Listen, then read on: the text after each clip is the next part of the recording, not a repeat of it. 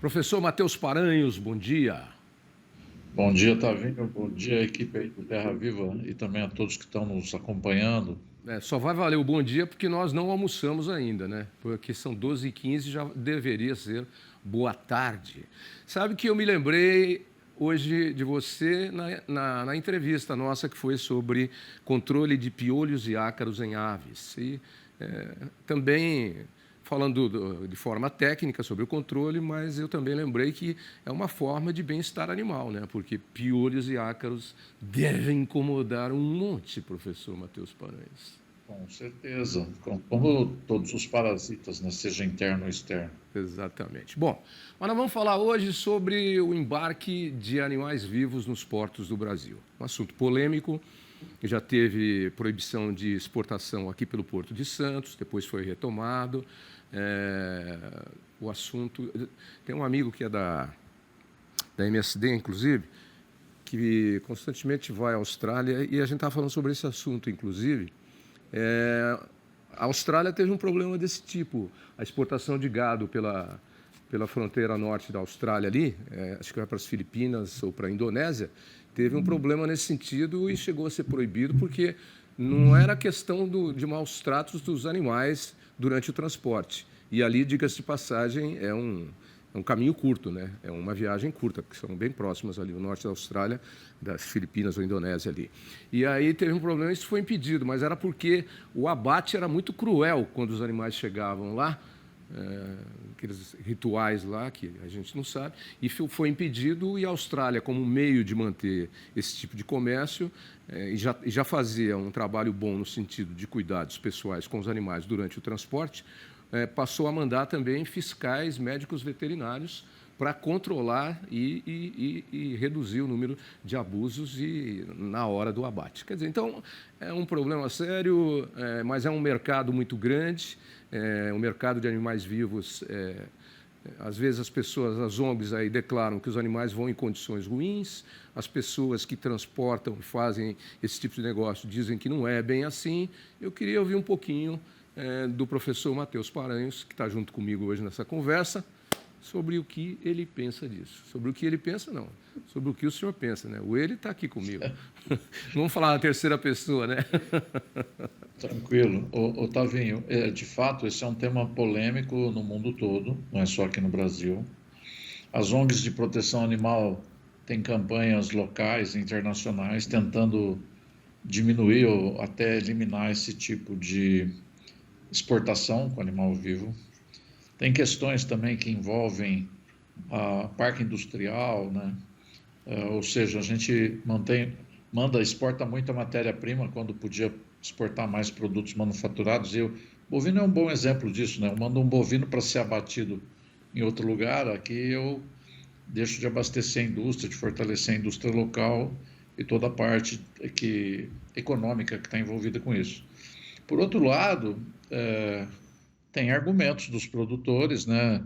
No norte, por exemplo, no Pará, quando não havia exportação de animais vivos de lá, do próprio estado do Pará, a arroba do boi lá era muito mais baixa que aqui no estado de São Paulo. Quando eles começaram esse negócio de exportação de animais vivos, ela se equiparou do estado de São Paulo, né? Então, também tem essa questão comercial envolvida e interferindo de alguma forma na definição de valores aí dos produtos, no caso do produto boi gordo.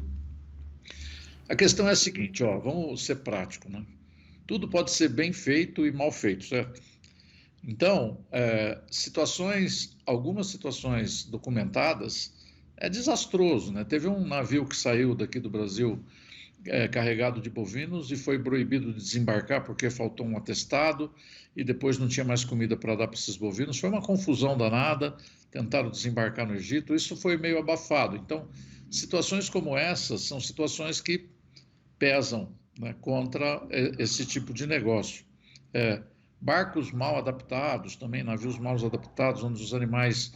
O argumento que a ONG aqui do Brasil conseguiu essa decisão judicial, ele envolve maus tratos, entendeu? Envolve uma situação de superlotação, que o animal não tem condição de se deitar, e as viagens são muito longas, podendo durar entre 20 e 30 dias aí, né? Então, o cenário é complexo por conta disso. É difícil alguém tomar decisão, principalmente porque a autoridade brasileira, né, ela tem um domínio da situação até o navio, enquanto o navio está estacionado no porto. O que acontece depois durante a viagem já não diz respeito. O que os australianos fizeram, não fizeram por acaso, né? Também foi uma pressão da sociedade australiana, né, de não concordar. Eles têm uma legislação muito bem detalhada sobre o abate de animais, eles decidiram que não iam vender animais para países que não seguem um padrão igual ou semelhante àquele que a legislação deles exige. O Brasil não tem esse tipo de exigência, né? E também não tem muito controle de como estão esses navios e como segue a viagem. Eu entrei em 2 navios na minha vida, né? Um, achei um desastre, e o outro, olha só como são as coisas, que era exportação de animais reprodutores, gado PO, e até para Angola, era muito bom. Então é mais ou menos como viajar numa classe econômica super apertada e numa executiva, entendeu? Então tem isso aí. Mas isso acontece de modo geral em tudo, né, professor? Eu me lembro que já foi abordado aqui nesse segmento aqui nosso, inclusive, a questão do transporte interno de animais, né, com casos graves aí que ocorrem às vezes, de animal morrer e não ter parada, ficar sem água, né? Nós tivemos aí uma especialista no assunto, inclusive, que já foi do Ministério da Agricultura, conversando pessoalmente aqui conosco. Então, eu acho que é isso mesmo. Tudo é uma questão de você fazer bem feito ou fazer mal feito. E foi tocado aí num ponto essencial, fundamental. Quando os pecuaristas do norte, da região norte do Brasil, resolveram começar a exportação, é porque a arroba do boi lá era muito mais baixa do que a arroba em São Paulo. Aí começou a exportar animal vivo, a arroba do boi subiu e foi para o mesmo patamar da arroba em São Paulo. E uma outra questão bem abordada também é essa: por que você vai transportar um navio de bois para serem abatidos lá, se você pode fazer isso perfeitamente aqui e exportar o produto manufaturado, o produto pronto, gerando mais emprego, mais impostos? É um assunto complicado, hein? Mas é um raciocínio simples também, né? Sabe por quê? Porque quem quer comprar carne? Esse pessoal que está comprando o boi vivo quer comprar o boi vivo, ele não quer comprar carne. Entendeu? Não, o boi vivo vai virar carne, professor. Mas vai virar carne lá segundo as regras dele, as Bom. condições dele. E é um negócio para o país, para quem está comprando, é um negócio para o Brasil que está exportando. O que eu acho é que precisava ter um pouco mais de coordenação. Aqui no Brasil, por exemplo, você falou muito bem, tem problemas no transporte terrestre, mas tem lei, né? Essa situação que você descreveu aí pode ser punida, a pessoa pode ser processada, pode perder até. Agora vai ter que ter uma licença, uma autorização, já está valendo isso, né?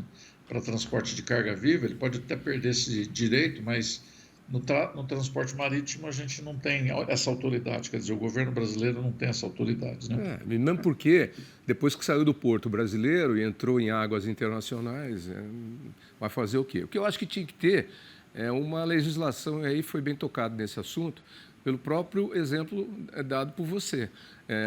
Eu fui 2 vezes na minha vida conhecer navios que transportam cargas vivas, animais, bois. No caso que era boi de carreira, o negócio era ruim para diabo, péssimo. Quando eram animais PO para reprodução, aí o negócio era classe A, era cruzeiro marítimo.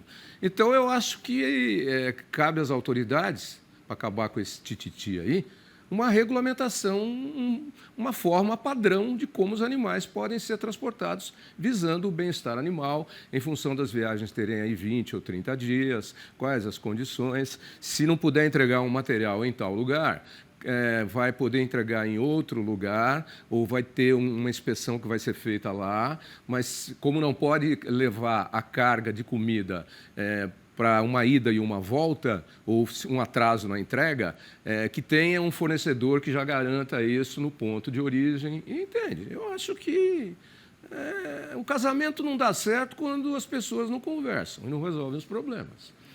Ó, eu lamento dizer, mas a realidade é que aqui até a legislação é confusa, né? Porque em vários momentos, por exemplo, a viagem do local de origem do animal em terra até o porto, já chegou a ser limitada a 8 horas, passou para 12, mudou para... Então isso fica mudando toda hora, é uma confusão danada.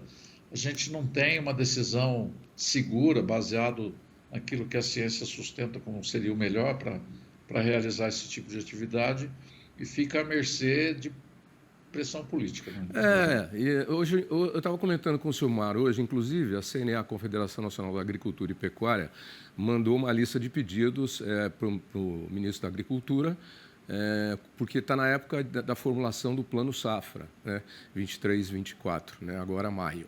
Então, eu até comentei com o Silmar, falei, mas por que todo ano é isso? Não dá para fazer um negócio mais regrado, né, que tenha uma forma, como qualquer coisa, como você vai fazer um empréstimo no banco e tal, por que todo ano tem que ser essa complicação para o Plano Safra? O Silmar falou, pois é, Tavinho, nos Estados Unidos, por exemplo, eles revisam isso ou revêem a cada 5 anos, a não ser que hajam condições especiais. Aí começa, reúne, não, eu quero tanto de dinheiro, não, mas eu não tenho tanto, eu tenho tanto, aí vai atrasando. Não, então eu vou disponibilizar tanto. Ah, tá ok. Ah, mas aí o banco precisa liberar. Não, mas precisa da aprovação do Senado, porque precisa da chancela da Presidente da República, e aí atrasa. Então, deixa o dinheiro lá disponível para ir sacando quando precisa. Aí corre todo mundo ao mesmo tempo, como aconteceu no ano passado, e pega tudo que tem lá. Aí, quem estava um pouquinho mais tranquilo e foi precisar depois, teve que ter uma complementação de verba lá, porque o dinheiro não estava lá. Então, eu acho que o Brasil, às vezes, gosta de não tomar decisões, né? Às vezes vacila. Então, outro dia mesmo eu vi uma cena aqui, um programa estava com um problema para entrar no ar, porque a internet não estava funcionando, como está funcionando aqui com a gente direitinho, e aí vai de cá, vai de lá, vai de cá, vai de lá, e ninguém resolvia. Põe alguma coisa no ar, mas ninguém tomava pulso para tomar uma decisão e falar, não, agora vai ser assim, põe os VTs, põe não sei o quê. Então, eu acho que o Brasil ele segue um pouco esse modelo, não estou generalizando aqui, mas eu acho que no Brasil esse tipo de, assim como aquela lei de Gerson, né, de tirar vantagem, esse tipo de, eu não põe a mão no fogo porque, entendeu? Não, ninguém quer ser crucificado. Então fica todo mundo. E nesse vai e vem, a bola não rola e o Cuca pede demissão, né? Eu não vou entrar nesse assunto, ele é bem complicado, mas esse deixa para lá. O que acontece, eu acho que precisa parar para pensar aí também, é que a situação atual é muito ruim, né? Hoje tem uma decisão da Justiça bloqueando toda a exportação. Com certeza, não sei se o Ministério da Agricultura, a AGU, que foi, eu não sei, eu te mandei a matéria jornalística aí. Sim. Claro, eles não responderam ainda, né? Eles vão entrar na Justiça para tentar derrubar essa decisão.